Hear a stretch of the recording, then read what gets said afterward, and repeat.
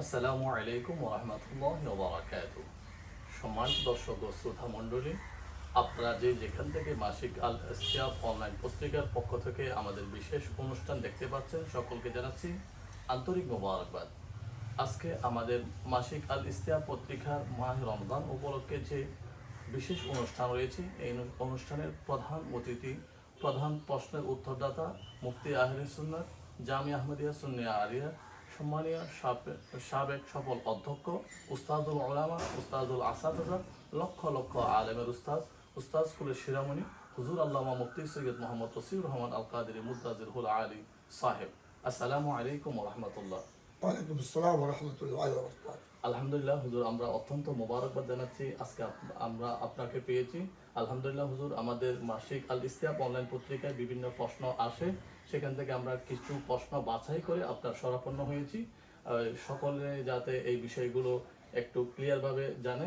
মাহে রমাদানুল মোবারক আসছে, আমাদের মধ্যে সবচাইতে যে বিষয়গুলো আলোচিত থাকে, মাহে রমাদানুল মোবারক রেখে কতগুলো মানুষ অসুস্থতার কারণে, দুর্বলতার কারণে কৃত্রিম অক্সিজেন গ্রহণ করে থাকে।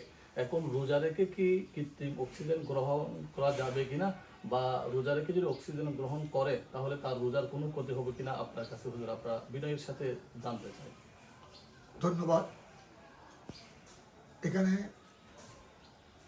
কোরআনে পাকে রব্বুল আলামিন ইরশাদ করেছেন, বিসমিল্লাহির রহমানির রহিম, ফামান কানা মিনকুম মারিদান আও আলা সাফারিন ফাইদ্দাতুন মিন আইয়ামিন উখার।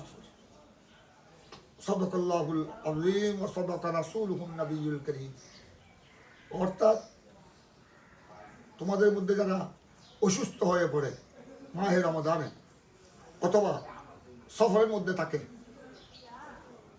তারা মাহে রমজান অতিবাহিত হওয়ার পর অন্য সময়ে একটি ফরজ রোজার বিনিময়ে একটি কজা আদায় করবে। এটা হলো কোরআনে পাকের বিধান, এটাই হলো শরীয়তের বিধান। সুতরাং এই বিধানের আলোকে আমাদের সামনে স্পষ্ট হয়ে গেল, যদি অসুস্থতার কারণে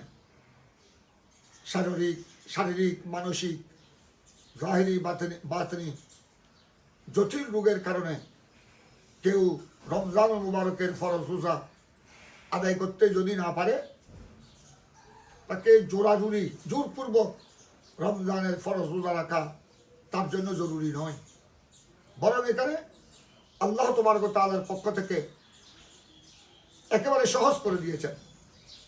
উনি অসুস্থ অবস্থায় রমজান মুবারকের রোজা রাখবে না, পরবর্তী পর্যায়ে কাজা আদায় করবে।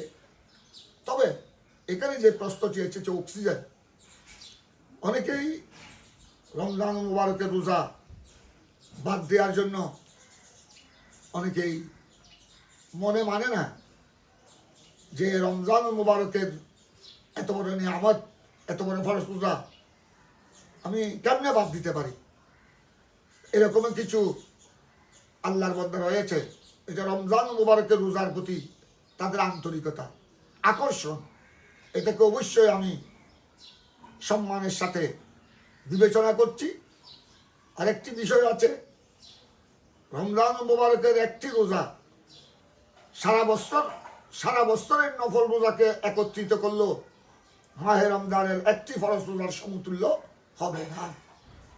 অক্সিজেনের এই ব্যাপারটি আসছে, আমরা সবাই, আমরা যারা সুস্থ, যারা বিবেকবান, যাদের উপর রমজান মুবারকের রোজা ফরজ হয়েছে, আমরা তো এইভাবে স্বাভাবিকভাবে আমরা অক্সিজেন নিচ্ছি, শ্বাস ফেলছি, শ্বাস নিচ্ছি, এই যে আমরা রোজা অবস্থায় কথাবার্তা বলছি, আমরা শ্বাস নিচ্ছি, শ্বাস ফেলছি, এটা তো একটা অক্সিজেন নিচ্ছি।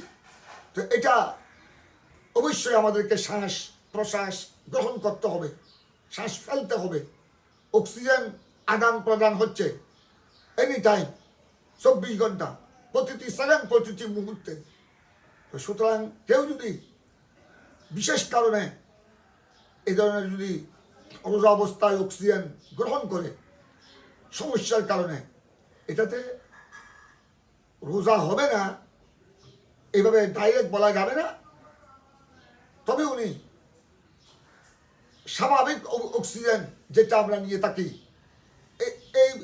উপর ভিত্তি করে অক্সিজেন নিয়ে যদি হালকা পাতলা অক্সিজেন নিয়ে যদি রোজা পালন করতে পারে, এটা তার জন্য উত্তম হলো সে রমজানুল মুবারকের রোজা পালন করবে। পরবর্তী পর্যায়ে রমজানুল মুবারকের মাস অতিবাহিত হওয়ার পর শরীর যদি সুস্থ হয়ে যায় পরিপূর্ণভাবে, সে রমজানের একটি রোজার পরিবর্তে একটি কজা আদায় করবে। এটা হলো এহতিয়াত, সতর্কতামূলক। ধন্যবাদ।